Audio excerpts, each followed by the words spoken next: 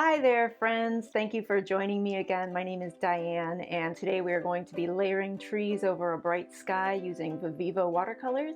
If you don't have your Viviva Watercolor set and would like to purchase one, you can click the link below to go directly to their website and buy them that way. Or you can feel free to use any watercolor set you currently have if you'd like to just kind of interpret what I'm doing to what you're doing. That would be absolutely great too. So let's grab our brushes and get started.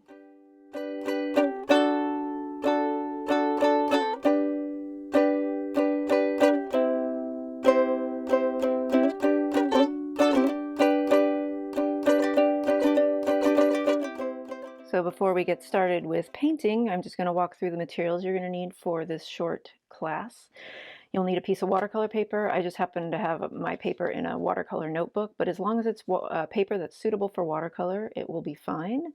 You'll need your photo that we're going to copy from. We're only going to do just a very small section of tree right here for the purpose of showing you how to put a tree over bright sky in watercolor. So you don't need this whole painting, but this painting is called um, A Young Girl in a Garden. It's a detail of that painting from the 19th century. It's watercolor on paper done by Eugene Grasset. And you can see that information on the bottom of your page, or on the bottom of the screen. Just pause the video and write it down. You can search for it on the internet, download it, print it out, or if you prefer to use your phone and just copy from your phone, that's fine as well. You're going to need your watercolors. In my case, I'm using Viviva Watercolors, which are kind of these little dried color swatches, but when you put water on them, they become color. So we'll walk through that during the class. This pen is a Viviva Watercolor pen. Sorry, it's not a pen, it's a brush. It just looks like a pen. So you snap off the cap, fill the handle with water, and then you paint that way. So these two are all you really need to be able to paint with watercolor. It's really convenient, especially if you happen to be on the go, traveling, or just out in the world and don't want to carry a bunch of supplies with you. And then, of course, you need water. So with that being said, we can get started. First thing you're going to do is fill your pen, your brush with water. So, if you're just using traditional watercolors and a watercolor brush, that's fine too. You can obviously skip this. But if you have a Viviva pen, just unscrew the brush from the base and squeeze it so that you get as much air out as possible. And then dip the tip of the brush into the water and let go of the squeeze so it sucks up some water. And I don't know if you can see, but mine is about half full of water from that. So I can, holding it upright, squeeze again. Not so much that I squeeze out the water that I already got in there, but enough to get out more air. Turn it upside down again and suck up some more water until it's more full. And you can always do that anytime in the middle of the class, so don't feel you need to do it right now. And then to get it going, let's get the pen cap out of the way, brush cap. Just squeeze it a little bit to make sure the water's coming out at the brush tip and kind of rub the brush in the water. Oh, sorry, something else you should have nearby is a soft cloth or towel or a sponge so that you can just dab off excess water. Anyway, once you get the pen I keep calling it a pen, I'm sorry, it feels like one. The brush invigorated with water, you can get started. So we are going to first just put water down in the sky, just pick an area of paper on your watercolor paper and get it wet. So just kind of slosh it around. And what we're going to do is put the sky down first, lighter to darker. So we're going to start with yellow. I'm going to use chrome yellow for the sky. It's a little bit more orangey than what's in this reference, but this is very approximate. It's more a technique-based class than it is a color class. So I'm not going to worry too much about exacting colors, although if you have a traditional watercolor set, you might be able to mix exact colors as you like. Just kind of use your judgment. Anyway, I'm putting down the yellow, and that's quite bright, so I'm going to wipe off my brush and go back and just smear it around some to really get it to soften into the rest of the area. And I want to kind of brush it on the top and the bottom so that there's room to bleed into blue at the top and a little green on the bottom. And then I'm going to go and find my blue. I'm going to use peacock blue, which it's so funny. It looks purple, but it is not. Just get a little bit on the tip of your brush and put it on your paper and see how it behaves. You can always go back for more. See how vibrant that is. Way brighter than in the photo reference I'm copying. So I'm going to squeeze a little more water out of my handle so that I can really spread that blue around. Or if you're using a different watercolor, oops, I dripped some blue there. If you're using a different watercolor set, just put a little more water on your paper as you need to get the color to really bleed. And then for the bottom edge, I'm just going to re-wet that a little bit. By the way, I'm not worried about that blue because I'm going to put a tree there. That accident just told me where my tree should be. So I'm going to get, actually, that's probably too much. I don't know if you can see my brush, but I've got just a little bit of Viridian on there. I'm just going to dab it off on the bottom, wipe some onto the paper, and then smear it up into the yellow. And notice my brush is pointing down towards the darker color. That's going to help the color to blend up into the lighter color versus doing this. I would be pushing the green up and creating kind of a hard edge. So to clean the brush, this kind of brush, you could just squeeze a little more water out and wipe it on your towel. If you're using a traditional watercolor brush, just rub it in the water cup and wipe it on your towel. And now I'm going to pause the video while I blow dry this. So you can use a blow dryer if you want, if you have one, or you can watch it, let it air dry. Either way, we do want it completely dry before you put the tree on. So do make sure that's the case before we proceed. So I'll be right back with a dry background. All right, so I blow dried my background. I'm feeling it. It's warm. It's totally dry. Make sure yours is totally dry before we continue. And now we're just going to put on a placeholder for the tree trunk using sap green. So I'm just going to get a little, my pen's very wet, so I'm going to wipe it off because I don't want it sopping wet for this. Now we're going to do these fine little branches, so I just want it a little wet. So I got just a little bit of sap green on the tip of my brush, and I'm going to pull up a line kind of in the center. And then I'm going to go back over that and do it again just to distribute the color a little bit more. Too much water, so I touched the towel. Anytime you have too much water, just kind of wipe it off on the towel. And I'm going to follow that up with a little bit of Viridian because that color is a teeny bit too green. Oops. So with the Viviva Watercolors, you can also mix your colors. There is a mixing pad on the back of this set. If you open it all the way to the back and flip out, there's just this little waxy piece of paper. So you can mix colors before you put them on the paper. But the way I'm teaching this, I'm just layering the colors on. There's no right way to do it. If you want to be a little more exacting, it might be nice to mix colors, and I'll show you how. So I would grab some Viridian, put it on there, grab some sap green, mix it on there, until I get the kind of green I actually really want.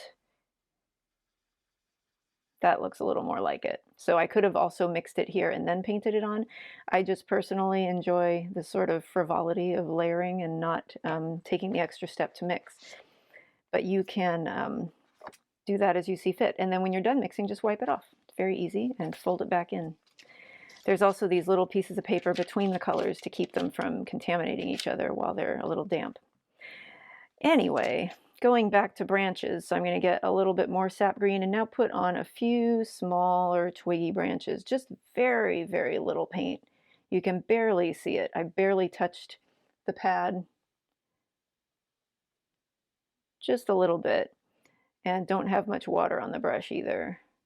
I haven't squeezed again. I'm just kind of using the residual dampness from my previous strokes. And I am using this tree as a loose guide, but I'm just kind of making up my own branches here. So I'm using so little paint that just about every time I put on a branch, I have to go back and get more. Oh, there's a little bit more. I didn't really intend to do that, but there it is. Since I have so much, I'm going to make several branches with this brush full. And add some twigs. A good rule of thumb for trees is that the bottom of the base of the trunk is always going to be thicker than the tip. The base of each branch is always going to be thicker than the tips. The base of each twig will always be thicker. So when you're making a twig or a branch, always start at the base, press a little harder with your brush to splay out the bristles and make it thicker, and then pull up and lift off gently to make it wispy at the tip. So let's say we got something like that. I'm going to go over some of these, but not all of them, with the Viridian, just to give them a little hint of a bluer presence so that it's not, it's a little bit more random in color, something like that.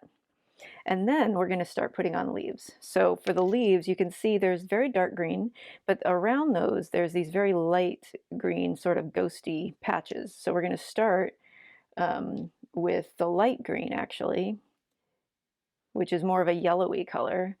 And you can see that on, I rubbed that out onto the white purposely so you could see what it looked like. And I'm just going to dab that on out, out at the tips of all of these little twigs, making much larger clumps than I think I want, because what's going to happen is once we put the dark green, and the dark green is only going to be on the very inside, so it's going to kind of dwarf the size of these clumps. So when you're putting your light color down first, you want to go big, not dark, just a large area. And start in the center of your clump and dab out, because as you can see, the center, when I have a full brush of paint, is where it's going to be darkest. So then the clumps kind of fade out. And this is much yellower than we want, but I am going to put some Viridian into it also, which is going to make it a greener color.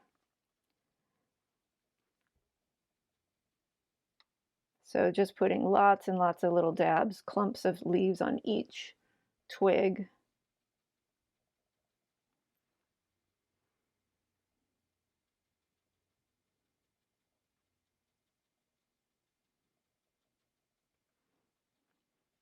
And I'll put some in front of the tree trunk too, even though the tree trunk is easily going to show through this.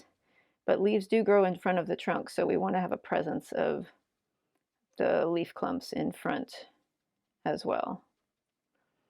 Now I'm going to switch to the sap green and do the same thing, but less, because as I said, we want the lighter color to, oops, wrong color, to kind of show up around the outside edges of the sap. And Viridian. I'd said Viridian earlier, which I am going to do, but I am also doing this with the sap green as a way of layering light to approximate dark. And the sap and the Viridian greens will show up much more over the tree trunk than the light green did. And my brush is now getting pretty dry, so I'm going to take this minute. I don't want it sopping wet. I'm just going to squeeze out a drop and let it kind of fall into the towel and wipe it off to reinvigorate it. Because if I get it too wet, see, you can see it's wetter than that. It gets a little spready. It spreads out a lot, which is nice, but we don't want it to go too far. Watercolor does have a mind of its own, and you have a mind of your own, so when the two minds meet, it can be a beautiful thing. But we also want to try to control it a little bit. Control part and surrender part. It's a great metaphor for life. Or control what you can and surrender to what you can't, or whatever. Anyway, all good advice. Now I'm going to do the Viridian, and that's going to be the darkest and most dominant, so I'm going to do the least of it and keep it towards the center of each clump.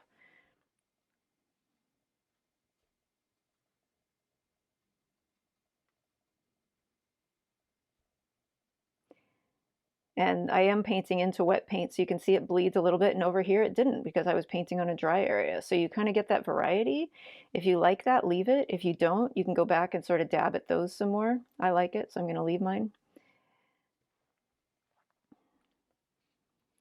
It'll do something like that. And then we are going to put a little bit of a brown into it because these greens are more dull than what I have here. It's not going to match exactly, but we're going to get somewhat closer. So I'm going to pick the burnt sienna because it's not quite as orangey of a brown as the burnt umber in this case. I've worked with a fair amount of art materials and found that burnt umber is generally a duller brown than burnt sienna. Burnt sienna is more orangey, but in this case it's the opposite. So that's just a unique function of the Viviva watercolor set in particular. So it's helpful to know your colors, know your set. So I'm putting this in just to give it a little bit more of a sort of organic, natural look and to further darken those clumps. When I'm done with this, I can either leave it and say, hey, that's good, it was a good exercise, I got out of it what I wanted to do, or you can just keep going back and noodling some more. Like maybe I could add a few more twigs. So let me get the Viridian back. I'll show you that. Maybe you want to add more leaves. So I'm going to put just a few more little light, oop, got too much water. Still too much water. I can tell by how if I have too much water, by kind of if I pull it out, if it looks too wet, for lack of a better word. Anyway, you can continue doing this for as long as you would like, add as much as you want, and when you're done, you're done. So thank you so much for joining me for this little art break. I hope you enjoyed it and got something out of it. And if you did, please subscribe to the channel because there's a lot more to come. There's a lot more on there right now. And please rate and review the class if you would be so kind, because it helps others to find the class as well as help me to understand how to teach better. So thank you again so much for your time and attention and for contributing beauty to this beautiful world, and have a great rest of your day.